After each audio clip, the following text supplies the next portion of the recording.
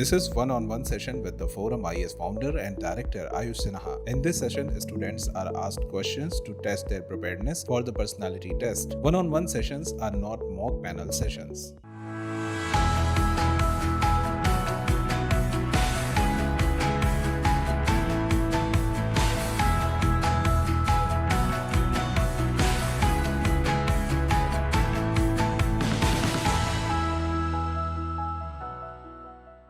So, Manan, let us begin with a couple of questions. Yes. Manan, can you begin by introducing yourself to me? Sir, my name is Manan Agarwal. I am from Lucknow, Uttar Pradesh. Sir, I completed Bachelor of Technology in Chemical Engineering from IIT Bombay. So my interests include reading books on international relations and reflective writing. So, Manan, what is the last book that you've read on international relations? So the last book that I read was India's Pakistan Conundrum by Ambassador Sharad Sabharwal. So in this interesting book, he writes about the Pakistani state, what drives Pakistan's hostility towards India, and how India can deal with Pakistan better.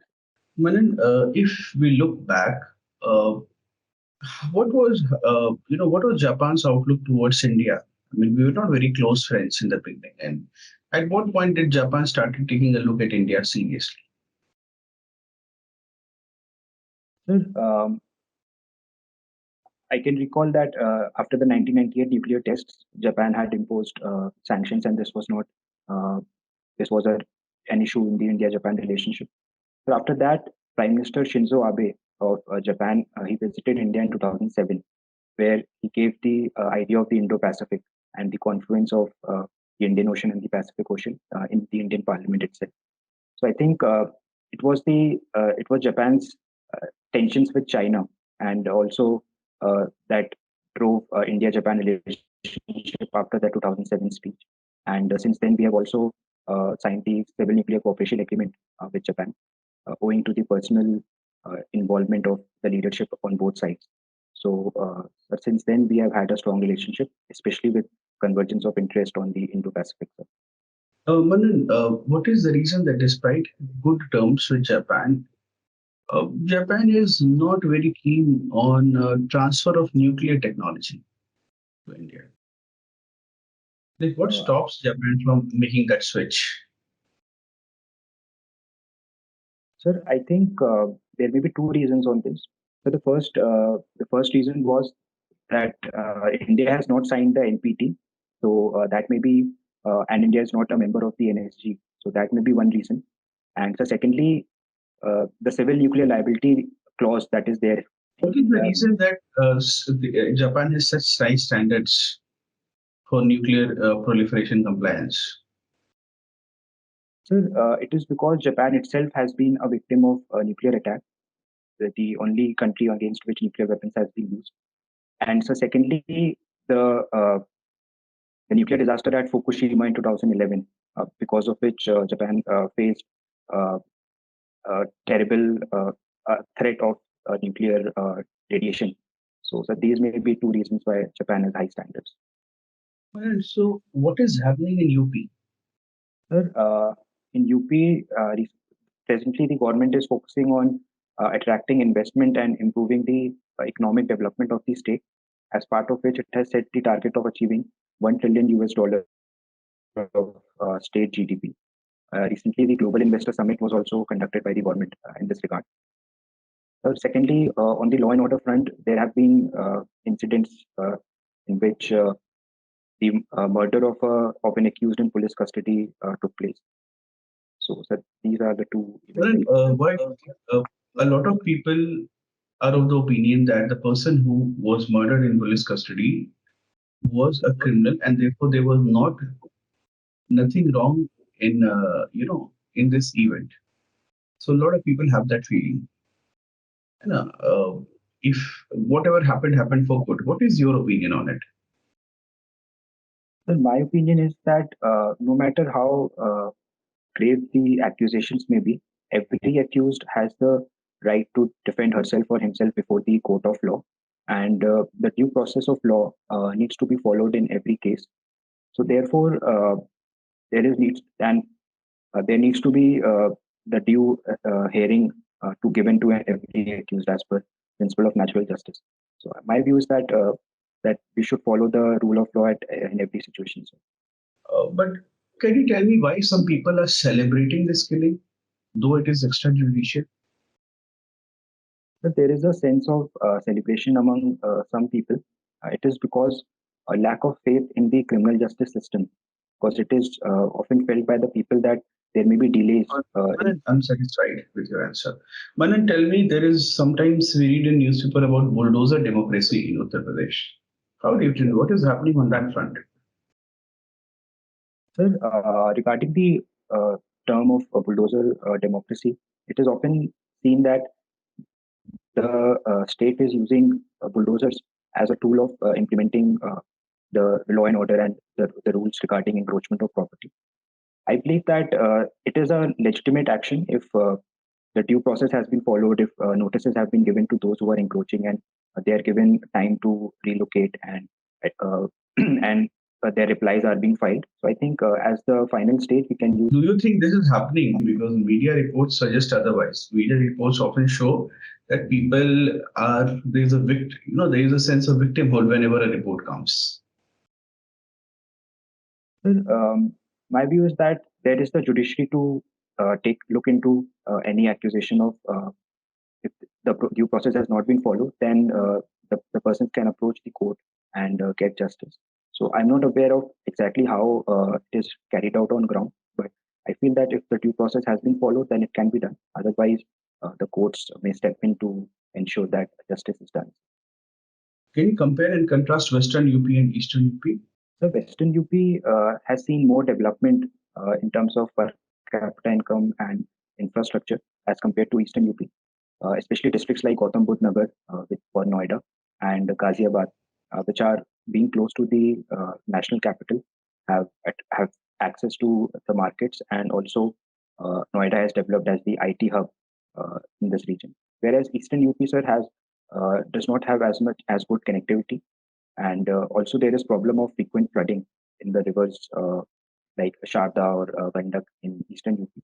So therefore, there is loss of infrastructure and lives also there. Manan, some people say that Western UP is a little more developed compared to Eastern UP because of the role model effect. What do they mean when they say this? So I'm not very aware of this effect, sir, so I will read more about this. Even if I'll give you a hint, they sometimes say that Eastern UP has remained backward because it lacks a role model of development, where Western UP has a role model. Yes, sir. Thank you, sir, for your hint. Sir, I understand that Western UP has a role model in the national capital of Delhi and adjoining areas like Gurgaon, which have seen development. Whereas Eastern UP lacks similar role models, and it may be seen that the state of Bihar, which is also a low per capita income state, that may not be that may not be motivating the Eastern UP region.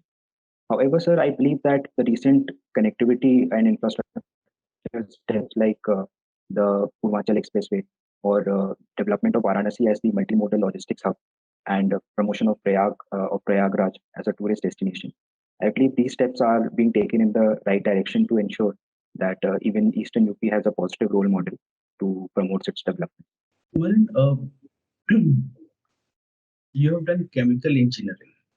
Yes, sir. What chemical is used in cloud seeding? Sir, salts like silver iodide or uh, silver iodide is one salt that I can recall which is used for cloud seeding. It increases the condensation nuclei in the atmosphere, which provides a surface for the water vapor to condense, and hence the rain is promoted. Manan, what will be your approach or standard operating procedure if a victim of a chemical accident comes to you and you do not have a doctor nearby? Then how will you deal with the situation? So first of all, I would take steps to assess what has been the disaster, whether there have been other similar victims or news report or any news incident regarding which chemical has been leaked to which the person has been exposed. The second would be to based on the assessment, we can apply substances like a neutral substance like water or an alkali like sodium hydroxide. But if the person has consumed some toxic chemical, then we can initiate vomiting through uh, through excess of water or for example, sir, if there has been a case of spurious liquor So, consumption, then we Manan, can, it is a chemical burn victim. sir, in that case, salts of silver like the we have in our homes the silver X tube. So these salts of silver have a cooling effect on the body and which can reduce further burning on burning sensation. Secondly, continuous flow of cold water to the burn area also reduces the further burning. So these are the two immediate steps that we can take. What do you think are some qualities that you have which make you a good civil servant? Sir, from my assessment and from my experience in during various activities in college, like as the in national service scheme or as the student mentor, I believe, sir, I have qualities like good leadership skills. Secondly, good communication skills, the ability to communicate my points in a clear and concise manner. And thirdly, sir, the from the chemical engineering and curricula, I also have inculcated skills of analytical skill to ability to analyze a given situation. So, sir, I believe these three skills would make me a good civil servant. You talked about leadership skills. Yes. Well, can you tell me what are some objective qualities of being a leader? Because broadly, it is often accepted that the qualities that make a leader are also present in others, but they are not leaders. Is that correct? For example, you may have a certain quality which you think makes you a good leader, and that quality may be in another person X, and yet he may not be a leader. So, what according to you are some objective criteria of a leader? Sir, to objective to design objective criteria for a leader, I believe one could be regarding their priorities. So, do they prioritize their own interest or the team's interest or the organization's interest? Secondly, it would be regarding their past work record, how the particular person has performed in a leader as a in the role of a leader. And so, thirdly, it also depends on the group's perception or the team's perception of their leader. So, one who is more popular among the team is more likely to influence their team towards the goal of the organization. So, he or she would be a better leader. We see that these days a lot of students from streams such as chemical, mechanical, electronics, electrical. From these streams, a lot of students from IITs are coming for civil services. Now, don't tell me that's because IITians want to serve the nation. This we feel that if you see it from a policy perspective, we feel that it has an important lesson with respect to our economy. So tell me, what is the reason that suddenly students from electrical, electronics, mechanical, civil, chemical, all these engineers from our previous institutes are coming for civil services? What is the reason? Sir, if we look from the economy's point of view, I believe that the Indian economy has a large service sector, whereas the manufacturing sector in India still contributes only about 16 to 18% of our GDP. And if these branches that you mentioned, the mechanical, chemical, the civil, and electrical engineering, these form the core branches which develop the manufacturing sector. And as the manufacturing sector improves, the availability of jobs and the quality of jobs would also improve. And this would also encourage some students to pursue and to continue in their particular field of study. So, sir, I believe this may be a reason why they are opting for the civil service. Manan, why do you want to join the civil services?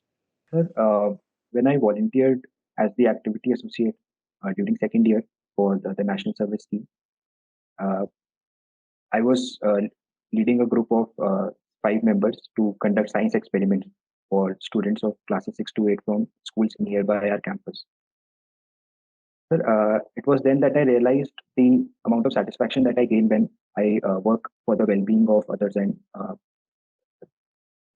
then it was that motivation that led to my decision to join the civil services because it offers a wide platform for us to serve the people and gain job satisfaction. Also, there are diverse challenges and opportunities in the career of a civil servant. So therefore, I would like to join the civil service. All right, Manan, your interview is over. You have all the calmness and the maturity. You've also adequately answered the question. So I do not have a feedback for you as such. There is nothing that I'd want you to change. I think that you are good to go, in my opinion. If at all there is some scope of some improvement, then I think that you can try being a little cheerful if it works for you. But if, for example, some students they say, "Sir, we cannot be cheerful," that's okay. But if you can be a little smiling, that will help break the ice, in my opinion.